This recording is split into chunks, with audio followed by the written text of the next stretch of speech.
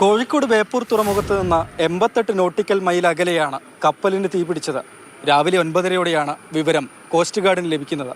ശനിയാഴ്ച കൊളംബോയിൽ നിന്ന് മുംബൈയിലേക്ക് തിരിച്ച സിംഗപ്പൂർ പതാകയേന്തിയ വാൻഹായ് 503 എന്ന കപ്പലിലാണ് അപകടം.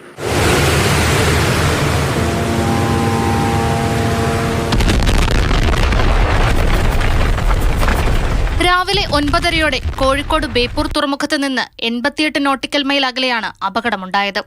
ശനിയാഴ്ച കൊളംബോയിൽ നിന്ന് മുംബൈയിലേക്ക് പുറപ്പെട്ട സിംഗപ്പൂർ പതാകയേന്തിയ വാൻഹായ് 503 എന്ന കപ്പലിനാണ് തീ പിടിച്ചത്. 650ഓളം കണ്ടെയ്നറുകൾ കപ്പലിലുണ്ടായിരുന്നുവെന്നാണ് വിവരം. 22 ജീവനക്കാരാണ് കപ്പലിലുണ്ടായിരുന്നത്. 18 പേർ ലൈഫ് ബോട്ട് സഹായത്തോടെ രക്ഷപ്പെട്ടു. മറ്റു 4 പേരെക്കുറിച്ച് വിവരമില്ല. 5 പേർക്ക് പരിക്കേറ്റു. അതിൽ 2 പേർക്ക് ഗുരുതരമായി പൊള്ളലേറ്റിട്ടുണ്ട്.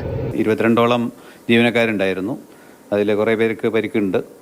അവരെ എന്തായാലും കരയിലേക്ക് കൊണ്ടുവന്ന് ആശുപത്രിയിൽ അഡ്മിറ്റ് ചെയ്ത് ചികിത്സ കൊടുക്കേണ്ട സാഹചര്യം ഉണ്ടാവും.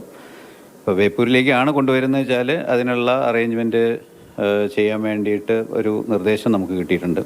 കോസ്റ്റ് ഗാർഡിന്റെ കപ്പലുകളും നാവികസേനയുടെ INS സൂറത്ത് എന്ന കപ്പലും രക്ഷാപ്രവർത്തനത്തിനുണ്ട്.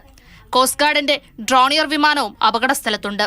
ക്ലാസ് 3, ക്ലാസ് 4.1, 4.2 സ്പോണ്ടാനിയസ് കമ്പഷൻ ഉണ്ടാക്കുന്ന തനിയെ പിടിക്കുന്ന രാസവസ്തുക്കൾ, അതുപോലെ 6 ടോക്സിക് വിഷാംശം ഉണ്ടാകുന്ന സബ്സ്റ്റൻസ്. അപ്പോൾ ഇങ്ങനെയുള്ള 4 തരത്തിലുള്ള 4 ക്ലാസ്സിലുള്ള ഡേഞ്ചറസ് ഗുഡ്സ് ഈ കാർഗോയുടെ കൂടെ ഉണ്ട്. എല്ലാം അതാണെന്ന് ഞാൻ പറയുന്നില്ല.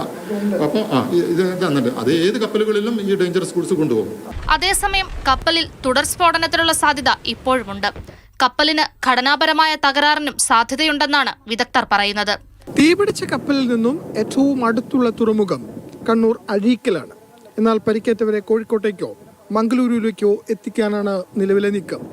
അഴീക്കലിൽ അടിസ്ഥാന സൗകര്യങ്ങളുടെ കുറവും കോസ്റ്റ് ഗാർഡിന് യൂണിറ്റ് ഇല്ലാത്തതുമാണ് കാരണം. അഴീക്കൽ നിന്നും ഷാജി ചന്ദ്രപുരയ്ക്കൊപ്പം ഫെലിക്സ്, മാതൃഭൂമി ന്യൂസ്.